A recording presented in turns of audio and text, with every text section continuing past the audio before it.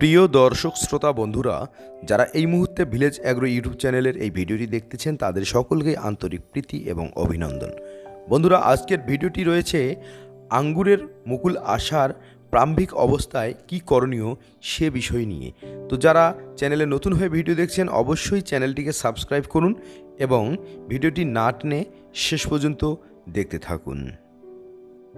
আঙ্গুর বা দ্রক্ষা, ইংরেজিতে গ্রেপ, এক প্রকারের ফল যা লতা জাতীয় দ্রক্ষলতা গাছে ফলে থাকে। দ্রক্ষলতা গাছটি ভাইটাসকা পরিবারের অন্তর্গত। 6 থেকে 300টি পর্যন্ত আঙ্গুর একটি থোকায় ধরে থাকে। এর রং কালো, নীল, সোনালি, সবুজ, বেগুনি, লাল, সাদা হতে পারে। পাকা আঙ্গুর সরাসরি খাওয়া যায়। এটি দিয়ে রস তৈরি করে জেলি, মদ এবং আঙ্গুর বীজের তেলও তৈরি করা হয়। বন্ধুরা, সংক্ষিপ্ত পরিসরে আমরা জেনে নেব আঙ্গুরে থাকা উপাদানগুলো কি কি।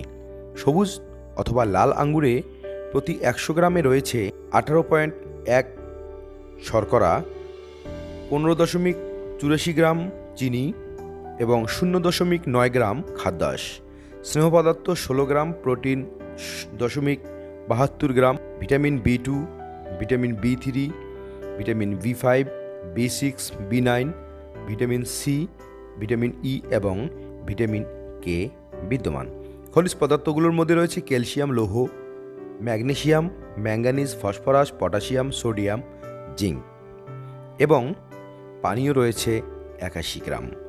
বন্ধুরা, আঙ্গুরকে শুকিয়ে কিশমিশ তৈরি করা হয়। আপনারা সকলেই জানেন, স্বল্প পরিসরে আঙ্গুর চাষের জন্য বাড়তি কোনো জায়গার প্রয়োজন হয় না। পরিত্যক্ত কোনো জায়গা, যেমন যে সকল জায়গায় সকাল থেকে বিকাল অবধি রোদ থাকে, বসতবাড়ির আঙিনার যে সকল স্থানে বিকাল পর্যন্ত রোদ পাওয়া যায় অথচ পানি জমিয়ে থাকে না, এমন জায়গা আঙ্গুর চাষের জন্য নির্বাচন করতে হবে। বন্ধুরা, এবার আসছে আঙ্গুরের পরিচর্যায়। আপনাদের আঙ্গুর গাছে ফুল আসার পরে পাতা খাওয়া রোগ যদি পরিলক্ষিত হয়, অর্থাৎ যদি দেখেন কোনো কারণে গাছের পাতা জ্বলে যাচ্ছে বা পুড়ে যাচ্ছে, তাহলে কপার অক্সিফ্লোরাইড নামের একটি ওষুধ, যেটি 2 গ্রাম 1 লিটার পানিতে মিশিয়ে আপনারা স্প্রে করতে পারেন। এছাড়া আপনারা ফুলগুলোকে ভালোভাবে ফলে রূপান্তরিত করার জন্য একটি হরমোন ব্যবহার করতে পারেন, যে হরমোনটির নাম হচ্ছে ক্লোনোফিক্স। এই ক্লোনোফিক্স হরমোনটি ফুল ফোটার আগেই কিন্তু স্প্রে করে দিতে হবে। 1 লিটার পানিতে 5 ফোঁটা হরমোন মিশিয়ে সম্পূর্ণ গাছটি ভালোভাবে ভিজিয়ে স্প্রে করতে হবে। তাহলে কিন্তু আপনাদের ফুলগুলো সম্পূর্ণরূপে ফলে পরিণত হওয়ার সম্ভাবনা 95% থেকেই যাবে। তো বন্ধুরা, আপনারা এছাড়া যে কাজগুলো করবেন সেটি হচ্ছে যে গাছের গোড়ায় কিছু খড়কুটো দিয়ে পানি দিবেন। এই খড়কুটো দিয়ে পানি দেওয়ার কারণ হচ্ছে এই সময় বর্তমান দ্রুত পানি যেন শুকিয়ে না যায় অত্যাধিক রোদের কারণে। এই কারণে গাছের গোড়ায় কিন্তু খড়কুটা দিয়ে পানি দিতে হবে। আর আঙ্গুরের গাছ মোটামুটি সপ্তাহে 2 সপ্তাহ অন্তর একবার 1 চা চামচ পটাশ দিলে খুবই ভালো হয়। আপনারা দেখতে পাচ্ছেন এই শুকনো ডালগুলো, এই ডালগুলো কিন্তু আমি কেটে দিয়েছি, যার ফলে নতুন কুশিগুলো যেগুলো এসেছে সেই কুশিগুলোর প্রত্যেকটিতেই একটি করে আঙ্গুরের ফুলের থোকা বেরিয়ে এসেছে। বন্ধুরা, আপনারা সকলেই অবগত আছেন যে আঙ্গুর হারভেস্টিং করার পরে অবশ্যই পুরাতন ডালগুলোকে কেটে দিতে হবে। পুরাতন ডালগুলো যদি আপনারা কেটে না দেন তাহলে কিন্তু আঙ্গুর আসবে না। আপনারা দেখতে পাচ্ছেন ভিডিওতে একটি পুরাতন ডাল, যেটি আমি কাটিনি এক্সপেরিমেন্ট করার জন্য।